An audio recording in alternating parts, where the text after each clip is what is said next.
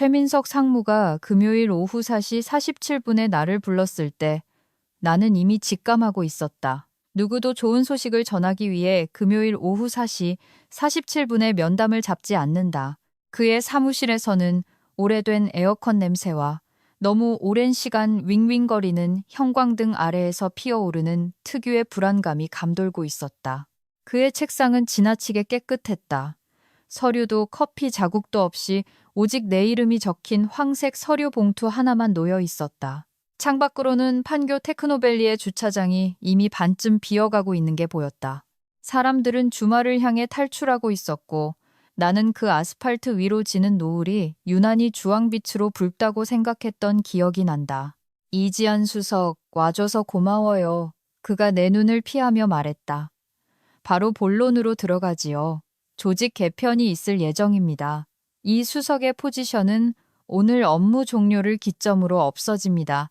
내가 앉은 의자는 인체공학적이라고 선전하지만 땀만 차게 만드는 그 망사형 의자였다. 등받이가 내 허리를 압박하는 게 느껴졌다. 근속 9년 364일. 내일은 3월 9일 토요일이었다. 나의 10년차 스톡옵션 베스팅 권리 클리프 날짜였다. 오늘 자정이 지나면 내 소유가 될 60억 원 상당의 지분. 나는 지난 10년 동안 그 날짜만을 바라보며 살아왔다. 디지털은 믿을 수 없어 책상 맨 아래 서랍에 넣어둔 종이 달력에 빨간 펜으로 동그라미를 쳐두었던 그 날짜. 타이밍이 참 묘하네요. 내가 말했다. 내 목소리는 차분하고 프로페셔널하게 나왔는데 심장이 갈비뼈를 뚫고 나올 듯 격렬하게 뛰고 있던 나조차도 놀랄 정도였다. 최 상무는 가죽 의자에서 몸을 뒤척였고 가죽이 삐걱거리는 소리를 냈다. 이런 결정은 타이밍과는 무관합니다.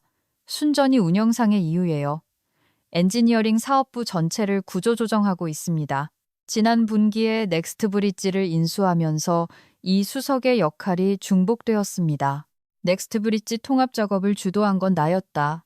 그들의 인증 시스템 전체를 우리 시스템과 연동되도록 재구축한 것도 나였고 넉 달 동안 주 70시간씩 일했다.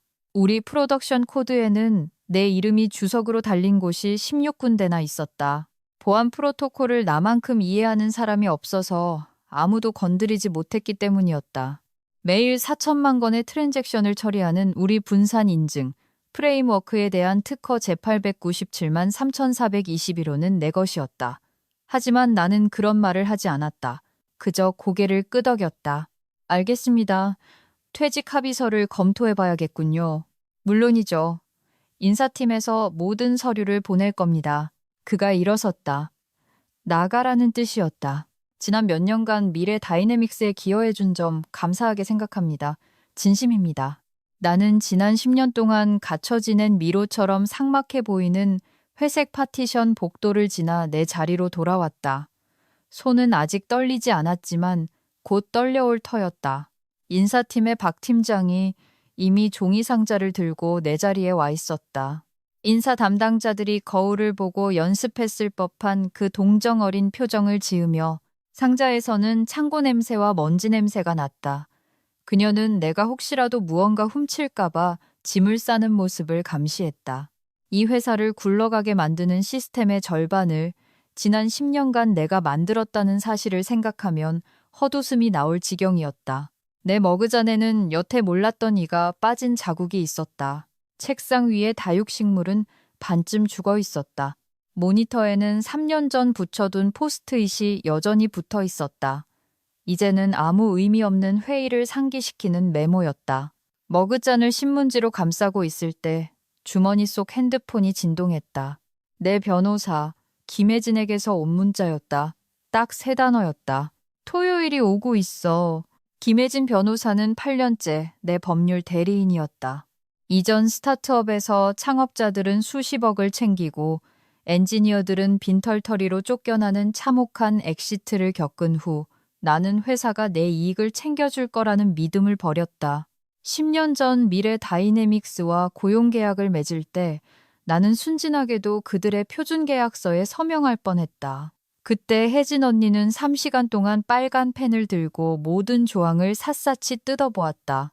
당시에는 이해할 수 없을 만큼의 의심을 품고서 그녀는 내가 서명하기 전에 47개의 조항을 수정했다.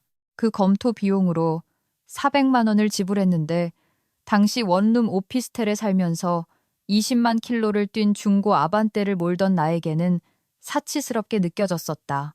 그 수정사항 중 하나가 제7조 C항, 스톡옵션 베스팅 일정에 관한 것이었다. 표준 문구에는 주식 권리가 입사 기념일의 영업일 업무 종료 시점에 확정된다고 되어 있었다.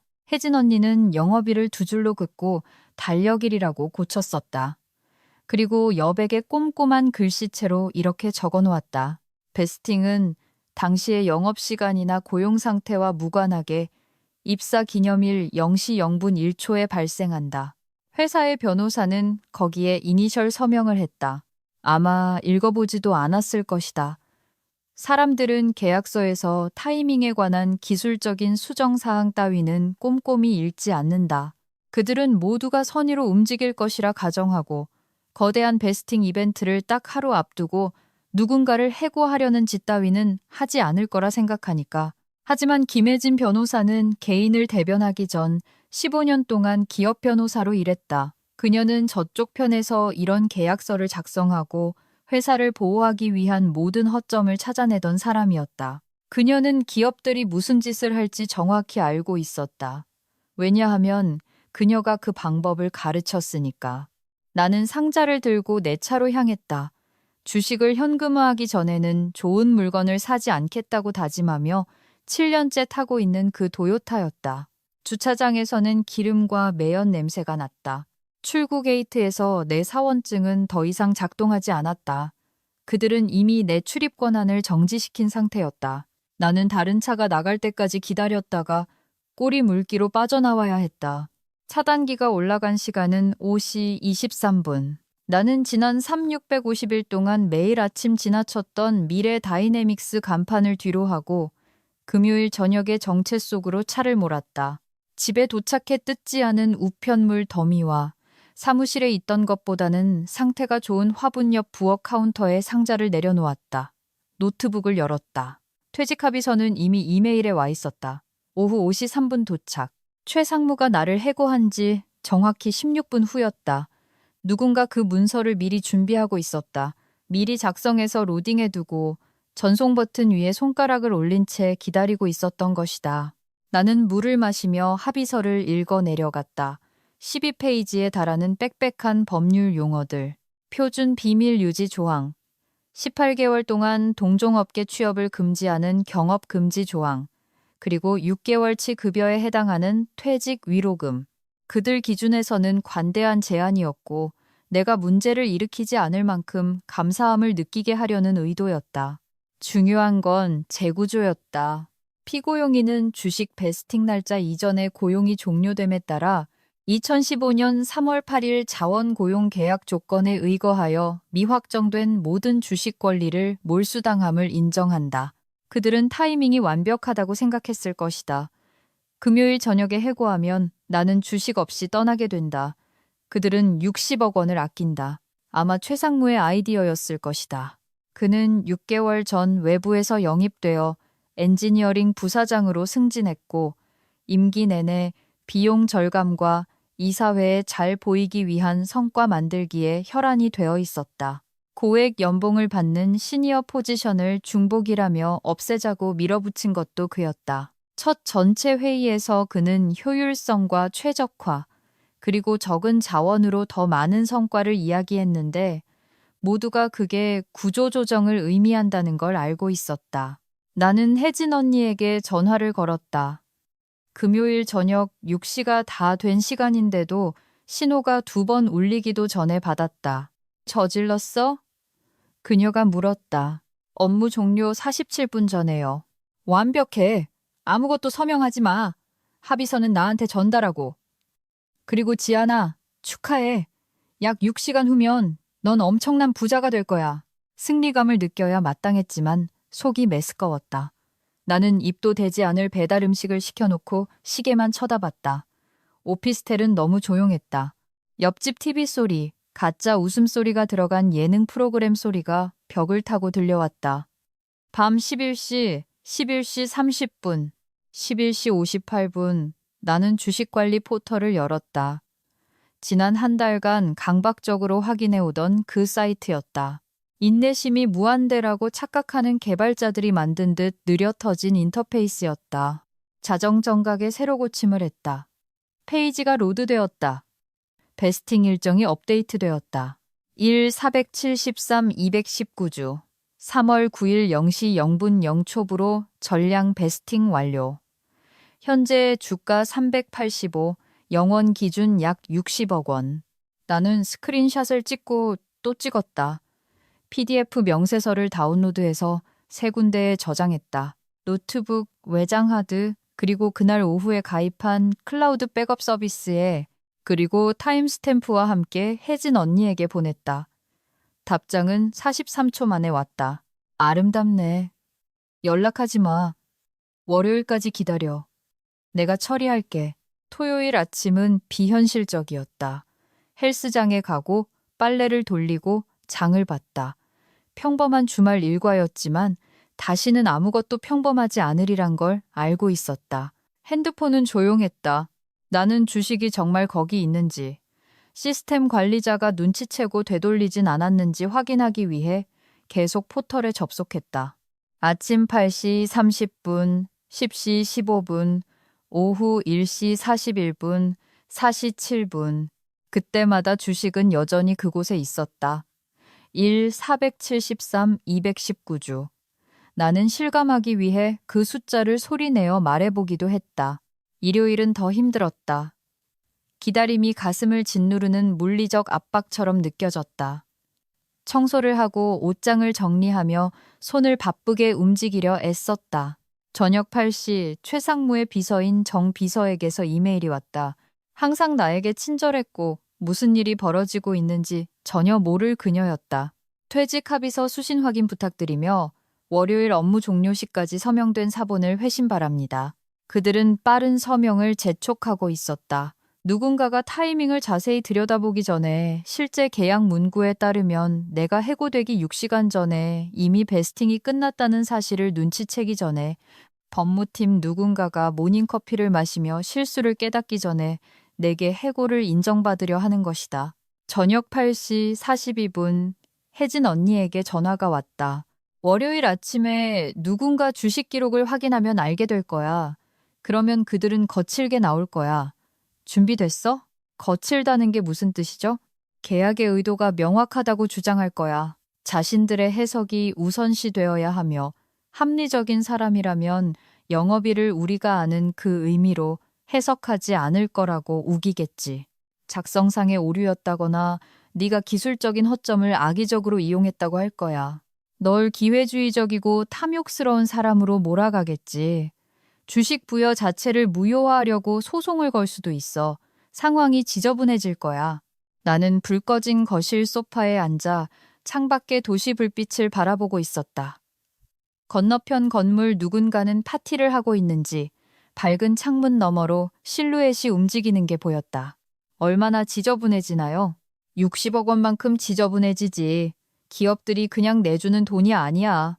지급을 피하기 위해서라면 법률 비용으로 10억쯤은 우습게 쓸 거야.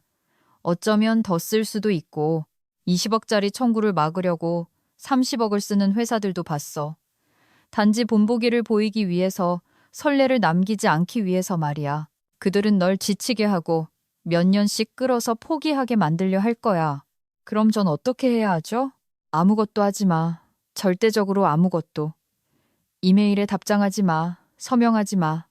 전화도 받지 마. 내일 아침 9시에 내가 그쪽 법무총괄에게 내용 증명을 보낼 거야.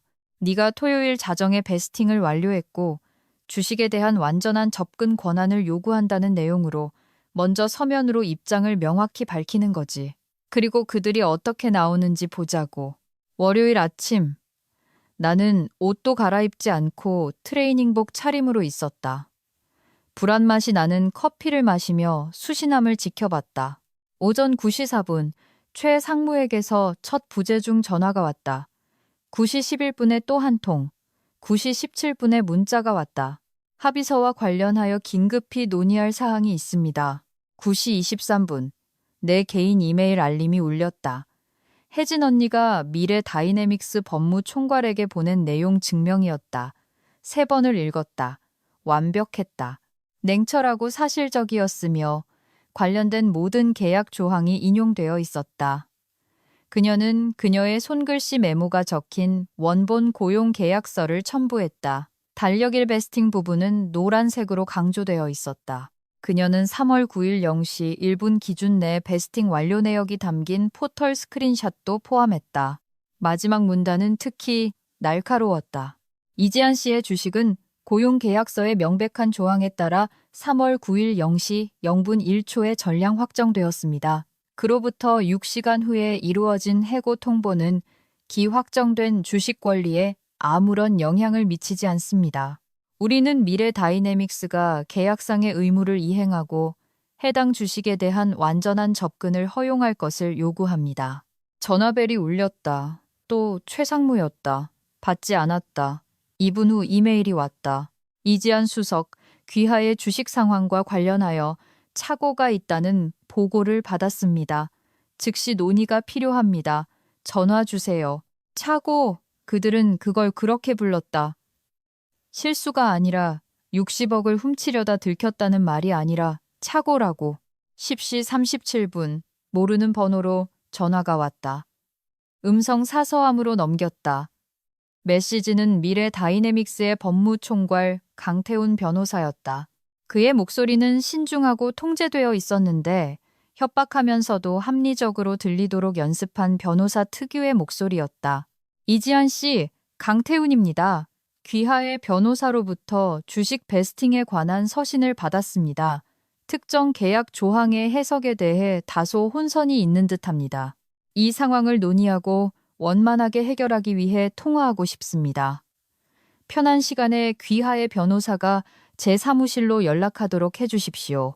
원만하게 해결이란 우리를 고소하지 말라는 뜻이었다. 받아야 할 돈보다 적게 받고 조용히 꺼져달라는 뜻이었다. 11시에 혜진 언니가 전화했다. 겁먹었네. 강태우는 직원 주식 분쟁 때문에 직접 전화하는 사람이 아니야. 회사가 크게 잘못했다는 걸 알 때만 직접 나서지. 좀 어때? 부재중 전화가 7통이나 왔어요. 받지 마. 패닉하게 내버려둬. 그들이 절박해질수록 우리 입장은 강해져. 그들은 3가지를 시도할 거야. 첫째, 선의의 해석을 주장하겠지. 모두가 영업일을 달력일로 이해했고 단지 초안 작성상의 실수였다고. 둘째, 계약상의 쌍방착오를 주장할 거야. 양쪽 모두 영업일을 의도했는데 아무도 그 변경 사항을 발견하지 못했다고. 셋째, 전체 가치보다 적은 합의금을 받도록 압박할 거야. 우린 그 어떤 것도 받아들이지 않을 거야. 만약 소송을 걸면요? 그럼 우린 주식 전액의 부당해고, 계약 위반, 신의 성실의 원칙 위반에 대한 손해배상을 청구해서 맞소송을 거는 거지. 증거 개시 절차가 아주 흥미로울걸.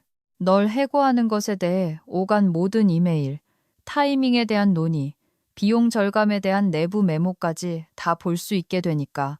그들은 증거 개시를 원하지 않아, 지아나. 날 믿어. 화요일 오후까지 부재중 전화는 23통, 이메일은 14통이 쌓였다.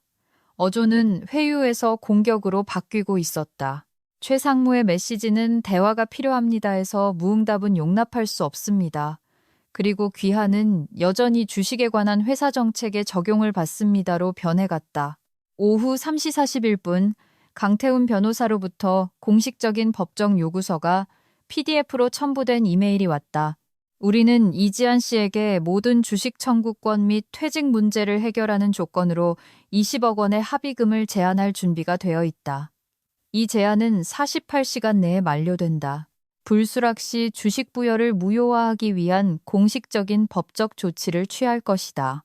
20억. 내가 받아야 할 돈의 3분의 1 수준이었다. 그리고 그들은 마감 기한을 설정해서 인위적인 압박감을 조성하고 내가 깊게 생각하기 전에 패닉 상태에서 수락하게 만들려 하고 있었다. 내가 이메일을 전달하자 혜진 언니의 답장은 즉각적이었다. 거절해. 답장도 하지 마. 더 좋은 조건을 들고 올 거야. 48시간 마감은 연극이야. 빠른 결정을 강요하려는 수작이지. 하지만 수요일 아침 상황이 바뀌었다. 오전 8시 19분 12년 차 엔지니어인 윤서연 책임에게서 문자가 왔다. 친하진 않았지만 넥스트 브릿지 통합 때 같이 일했던 동료였다. 식은 피자를 먹으며 밤새 인증 오류를 디버깅했던 사이였다. 메시지는 짧았다.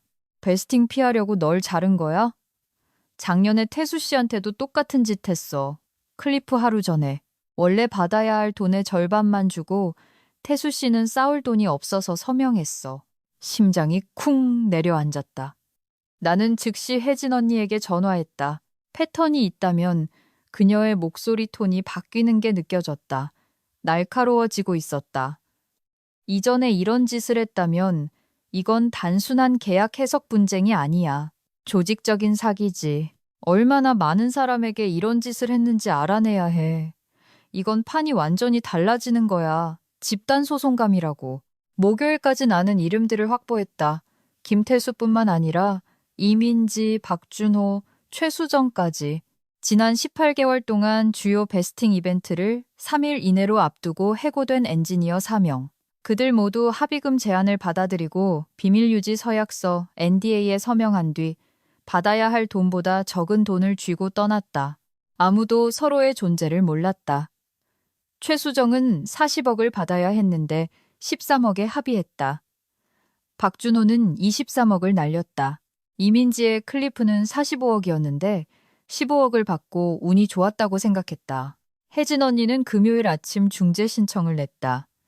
내 주식뿐만 아니라 부당해고, 계약 위반, 신의 성실 원칙 위반에 대해서도 신청서에는 우리가 찾아낸 모든 이름이 포함되어 있었고 회사가 직원들의 기득권 주식을 박탈하기 위해 고의적으로 타이밍을 조절했다는 패턴을 시사했다. 그녀는 또한 태수, 민지, 준호, 수정 씨에게 편지를 보내 그들의 NDA가 불법 행위에 대한 조사를 협조하는 것을 막을 수 없으며 청구할 권리가 있을 수 있다고 설명했다. 반응은 예상보다 빨랐다. 월요일 오후 강태훈 변호사가 새로운 제안을 보냈다. 40억 원, NDA 서명과 모든 청구권 포기 조건, 잘못에 대한 인정 없음, 합의 조건에 대한 철저한 비밀 유지. 이메일은 오후 2시 17분에 왔고 제목은 최종 제안이었다. 가까워지고 있어. 내가 전화했을 때 혜진 언니가 말했다. 하지만 아직 아니야. 그들은 여전히 침묵을 사려고 해. 난 60억 전액과 내 변호사 비용, 6개월치 퇴직금, 복리후생 연장, 그리고 다른 누구에게도 이런 짓을 못하게 주식 정책을 수정하길 원해. 절대 동의 안 할걸요. 두고 봐. 하지만 그들은 동의하지 않았다. 대신 화요일 아침 미래 다이내믹스는 나를 상대로 배임, 기밀 정보 유용, 사기 유인 혐의로 소송을 제기했다. 47페이지에 달하는 소장에는 내가 회사의 주식 베스팅 관행을 알고 고용계약을 고의로 조작했으며 회사를 속일 의도로 고용기간 내내 불성실하게 행동했고 주식에 대한 정당한 권리가 없다고 주장했다. 그들은 내가 초안 작성 오류를 악용했고 어떻게든 그들의 변호사를 강요해서 달력일 문구를 받아내게 했으며 내 고용기간 전체가 자격 없는 주식을 챙기기 위한 사기극이었다고 매도했다. 나는 오후 2시 13분 아파트에서 소장을 읽으며 가슴속으로 차가운 것이 퍼져나가는 것을 느꼈다. 그들은 나를 거짓말쟁이이자 도둑이라고 법률 용어로 매도하고 있었고 이건 공공기록으로 남게 될 것이었다. 내 이름은 36번이나 등장했고 나올 때마다 비난이 이어졌다. 그들은 내가 시스템 아키텍처에 대해 보낸 이메일들을 포함시켜 의심스러워 보이게 만들었다. 인사 고과 내용을 비틀어 조작의 증거로 삼았다. 내 10년의 노력을 사기로 둔갑시켰다. 오후 4시에 혜진 언니가 내 집으로 왔다. 와인 한 병과 메모가 가득 적힌 리걸 패드를 들고 있었다. 정확히 예상대로야. 그녀가 잔 2개의 와인을 따르며 말했다. 위험용이야. 겁을 줘서 합의하게 만들려는 거지. 전형적인 기업 소송 전략이야. 공격적이고 충격적인 내용을 접수하고 가능하다면 언론에 흘려서 널 나쁜 놈으로 만드는 거지. 하지만 그들이 모르는 게 있어. 이 소송을 제기함으로써 그들은 증거, 게시, 디스커버리의 문을 열어버렸다는 거야. 너나 다른 직원들의 주식에 관한 모든 이메일, 메모, 논의 내용이 우리에게 공개될 수밖에 없어. 그들은 방금 거대한 전략적 실수를 저지른 거야. 실수처럼 안 느껴져요. 날 파괴하고 있는 것 같아요. 지아나, 내 말 들어. 난 이 일을 23년 동안 해왔어. 기업들이 이렇게 공격적인 맞소송을 거는 건 절박하고 무서워서야. 소송의 위협이 널 꺾을 거라고 생각하는 거지. 하지만 청구 내용은 헛소리야. 넌 임원도 아니고 엔지니어였으니 배임은 해당 안 돼. 기밀 정보 유용? 사기 유인? 웃기지도 않아. 넌 그쪽 변호사가 승인한 계약서에 서명했어. 계약서의 모든 단어는 선의로 협상되었고 그들이 받아들인 거야. 그들은 지푸라기라도 잡는 거야. 우리는 다음 6시간 동안 내 고용 기록, 내가 보낸 모든 이메일, 내가 작업한 모든 프로젝트, 모든 인사 고과를 훑어봤다. 혜진 언니는 반박 서사를 만들고 있었다. 나는 비용 절감 계획의 일환으로 부당 해고된 충실하고 유능한 직원이며 회사는 이제 계약상 의무를 피하기 위해 법원을 이용하려 한다는 내용이었다. 3주 후 증거 게시 절차가 시작되었다. 혜진 언니 팀이 받는 자료의 대부분은 내가 볼 수 없었지만 그녀의 전화 목소리에서 기류가 바뀌었다는 걸 알 수 있었다. 그녀는 놀랍다, 결정적이다, 기대 이상이다 같은 단어를 계속 썼다. 목요일 저녁 7시 41분 그녀가 전화를 걸어 업데이트를 전해줬을 때 내 손은 너무 떨려서 핸드폰을 떨어뜨릴 뻔했다. 지아나, 그들이 이메일을 보관하고 있었어. 전부 다. 최민석 상무가 널 해고하기 2달 전인 1월에 강태훈에게 보낸 메시지가 있어. 인용하자면 이 수석의 베스팅 클리프가 3월에 다가옵니다. 큰 금액입니다. 주식 지급을 피하기 위해 해고 일정을 잡을 수 있을까요? 라고 썼어. 강태훈은 타이밍 전략을 조언하는 답장을 보냈고 그들은 네가 너무 늦을 때까지 눈치채지 못할 확률을 높이기 위해 마지막 날까지 기다리라고 의논했어. 스레드 전체를 확보했어. 이메일 17통. 그들은 이걸 치밀하게 계획했어. 나는 주저앉았다. 다리에 힘이 풀렸다. 그들이 계획했다고. 그리고 회사 서버에 기록으로 남겼지. 김태수와 이민지에 대한 비슷한 이메일 체인도 찾았어.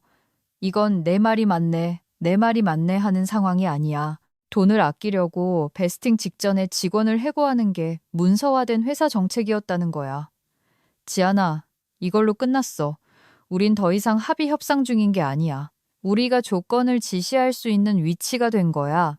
다음 날 아침, 미래 다이내믹스의 법적 전략은 무너졌다. 강태훈 변호사는 오전 8시 56분에 혜진 언니에게 전화를 걸어 즉각적인 합의 회의를 요청했다. 나에 대한 소송은 9시 32분에 조용히 취하되었다. 편견 없는 잦은 취하로 처리되었는데 변호사 말로 우리가 끔찍한 실수를 저질렀음을 깨달았다는 뜻이었다.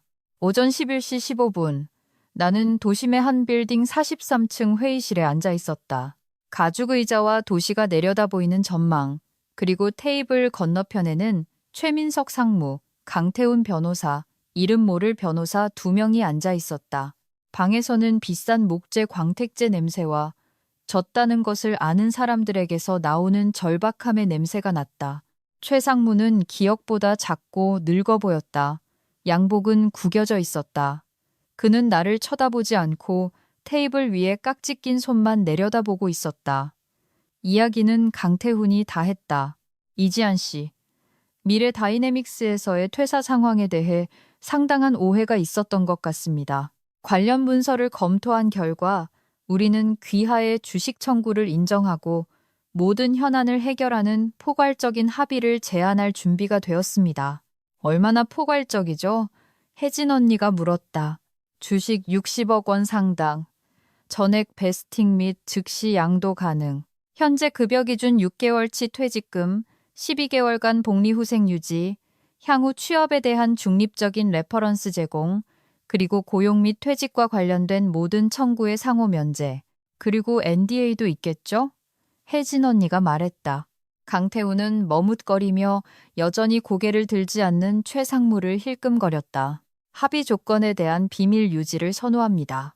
이런 상황에서는 표준적인 관행이죠. 아니요. 회의에서 내가 처음 뱉은 말이었다. 비밀 유지 서약은 안 합니다. 청구권은 포기하겠지만 무슨 일이 있었는지 말할 권리까지 포기하진 않겠어요. 강태후는 최상무를 쳐다봤지만 그는 여전히 누구와도 눈을 마주치지 않았다. 이수성님 이해하셔야 합니다. 이 상황을 공개적으로 논의하는 건 회사에도 피해가 될 수 있습니다. 완벽하게 이해합니다. 내가 말했다. 당신들은 60억을 아끼려고 베스팅 하루 전에 날 해고했어요. 제가 아는 것만 해도 최소 3명에게 똑같은 짓을 했고요. 그것에 대한 이메일도 보관하고 있었고 몇 달 전부터 계획했죠. 날 겁줘서 적은 돈을 받게 하려고 고소까지 했어요. 그러고는 이제 와서 저보고 조용히 하라고요? 싫습니다. 방안은 오랫동안 침묵에 잠겼다. 모르는 변호사 중 한 명이 헛기침을 했다. 최상무가 의자에서 몸을 움직였다. 창밖으로 구름이 도시 위를 지나가며 건물들의 그림자를 들이우는 게 보였다. 마침내 강태훈이 고개를 끄덕였다. 영업 비밀과 기술 정보에 한해서만 제한적인 NDA를 맺는 것으로 하죠. 고용 및 퇴직에 대해서는 합리적인 범위 내에서 논의할 수 있도록 하겠습니다. 하나 더 있어요. 혜진 언니가 말했다. 주식 베스팅 정책을 수정해서 다시는 다른 누구에게도 이런 일이 일어나지 않도록 하세요. 주식은 기념일의 달력일 시작 시점에 확정된다고 명확히 명시하세요. 영업일 종료 시점이 아니라요. 지난 3년간 베스팅 이벤트 30일 이내에 해고된 모든 직원에게 소급 적용하고요. 그리고 김태수, 이민지, 박준호, 최수정 씨에게 연락해서 그들이 받지 못한 주식에 대한 추가 보상을 제안하세요. 강태훈의 턱이 굳어졌다. 비용이 많이 들 텐데요. 당신들이 이런 짓을 한 모든 직원에게 집단 소송을 당하는 것보다는 덜 들겠죠. 혜진 언니가 말했다. 우린 지금 이름 사계를 알고 있어요. 집단 소송에서 증거 게시를 전부하면 얼마나 더 나올 것 같아요? 지난 5년, 10년 동안 베스팅 직전에 해고된 사람이 얼마나 될까요? 배심원들 앞에서 그게 어떻게 보일 것 같아요?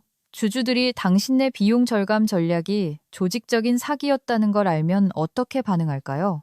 그들은 모든 것에 동의했다. 우리는 오후 2시 37분에 서류에 서명했다. 내가 받아야 할 모든 것을 보장하고 내 뒤를 이을 다른 엔지니어들을 보호하기 위해 회사의 정책을 변경하는 17페이지짜리 문서였다. 주식은 그날 오후 내 계좌로 이체되었다. 60억 원. 진짜 내 돈. 아무도 다시 뺏어갈 수 없는 내 증권 계좌에 안착했다. 최민석 상무는 6주 뒤 조용히 사임했다. 별다른 발표 없이 CEO가 그의 노고에 감사한다는 짧은 이메일만 돌았다. 전 동료들을 통해 들으니 이사회가 그의 비용 절감 전략이 지나치게 공격적이고 사기를 저하시킨다고 판단했다고 한다. 내 해고 사실이 알려진 뒤 핵심 엔지니어 몇 명이 회사를 떠났고 내가 구축한 시스템을 이해하는 사람이 없어서 넥스트 브릿지 통합이 실패하고 있다는 소문도 들렸다. 강태훈 변호사는 그로부터 3개월 뒤 53세의 나이로 조기 은퇴하며 그 뒤를 따랐다. 쫓겨났다는 걸 누구나 알 수 있었다. 나는 한 달 동안 아무것도 하지 않고 지냈다. 늦잠을 자고 몇 년 동안 읽으려고 미뤄뒀던 책을 읽고 목적지도 없이 산책했다. 그러다 다른 엔지니어들에게서 연락이 오기 시작했다. 미래 다이내믹스 출신 네트워크를 통해 무슨 일이 있었는지 들은 사람들이었다. 어떤 사람들은 자신의 계약서에 대해 조언을 구했고 어떤 사람들은 내가 어떻게 싸워서 이겼는지 알고 싶어 했다. 그중 2명은 나보다 먼저 해고당했던 4명 중 태수 씨와 민지 씨였다. 그들은 NDA에 서명하고 합의금을 받았기에 방법이 없다고 생각하고 있었다. 혜진 언니는 NDA가 불법 행위를 덮어주지는 않으며 청구할 권리가 있을 수 있다고 이해시켜 주었다. 마지막으로 들은 바로는 둘 다 원래 받아야 했던 금액과 실제 받은 금액의 차액에 대해 합의 협상을 진행 중이라고 했다. 퇴사 6개월 후 나는 엔지니어들을 위한 계약서 검토 컨설팅을 시작했다. 거창한 건 아니고 사람들이 서명하는 내용이 뭔지 이해하고 세부 사항을 실제로 읽어줄 변호사를 선임하도록 돕는 일이었다. 혜진 언니와 파트너가 되어 수수료를 나눴다. 우리는 지금까지 63건의 고용 계약서를 검토했고 수백 개의 조항을 수정했으며 베스팅 언어가 수정처럼 명확하도록 만들었다. 다시는 금요일 오후 4시 47분에 회의실에 불려가 10년의 노력을 결코 존재해서는 안 될 기술적 허점 때문에 도둑맞는 사람이 없도록 8월에 새 차를 샀다. 사치스러운 차는 아니고 가속할 때 이상한 소리가 안 나고 에어컨이 잘 나오는 쏘나타다. 집은 여전히 같은 오피스텔에 살고 있다. 1년 전에는 감히 엄두도 못 냈던 동네의 주택들을 알아보고 있긴 하다. 10년 동안 모든 지출을 아끼고 실현되지 않을지도 모를 주식의 복리를 계산하며 남의 회사를 키우느라 내 시간을 낭비하는 건 아닌지 고민하며 살다가 돈이 생기니 기분이 묘하다. 가끔 그 금요일 오후를 생각한다. 최 상무의 지나치게 깨끗했던 사무실 냄새, 내 이름이 적힌 황색 서류 봉투, 아스팔트 위로 지던 주황색 노을, 내가 꼼꼼히 읽지 않고 혜진 언니에게 전화하지 않고 그들이 무슨 짓을 했는지 깨닫지 못한 채 퇴직 합의서에 서명하는데 얼마나 가까웠었는지, 얼마나 많은 사람이 서명할까? 영업일을 달력일로 바꾸고 여백에 아무도 안 읽는 손글씨 메모를 남겨주는 변호사가 없는 사람은 얼마나 많을까? 회사가 공정할 것이라고 믿었다가 모든 것을 잃는 사람은 또 얼마나 많을까? 주식은 대부분 아직 내 계좌에 있다. 식료품을 살 때 잔고를 확인하지 않아도 될 만큼 가구를 바꾸고 미뤄왔던 삶의 문제들을 해결할 만큼은 팔아서 현금화했다. 하지만 나머지는 그냥 거기에 있다. 화면 속의 숫자들. 10년 동안 주 70시간씩 시스템을 구축하고 문제를 해결하며 달력에 동그라미 친 날짜를 기다리는 동안 그들에게 수십억을 벌어다 준 내가 아주 잘 해냈던 어떤 중요한 일을 대변하는 숫자들. 혜진 언니는 내가 적은 금액에 합의하기를 거부하고 회사의 정책을 바꾸게 만들고 태수 씨와 민지 씨 등 다른 사람들이 권리를 찾도록 도와줌으로써 중요한 일을 해냈다는 사실에 자부심을 느껴야 한다고 말한다. 어쩌면 그녀 말이 맞을지 모른다. 대체로는 그냥 피곤하고 이제 다음 단계를 맞이할 준비가 된 기분이다. 회의실이나 베스팅 클리프 혹은 자정까지 달력 날짜를 세는 일과는 상관없는 무언가. 처음부터 내 것이고 내가 가치 있는 사람인지 확인하기 위해 10년을 기다릴 필요가 없는 무언가. 하지만 맨 아래 서랍에 있던 빨간 펜으로 표시한 달력은 버리지 않았다. 3월 9일에 동그라미가 쳐진 그 달력. 어떤 것들은 버리지 않는다. 내가 무엇을 살아남았는지 기억하기 위해. 내가 무엇을 이겼는지, 그리고 단지 누군가 세상은 원래 그런 거라고 말했다 해서 받아들이기를 거부했던 것이 무엇인지 기억하기 위해 간직해둔다.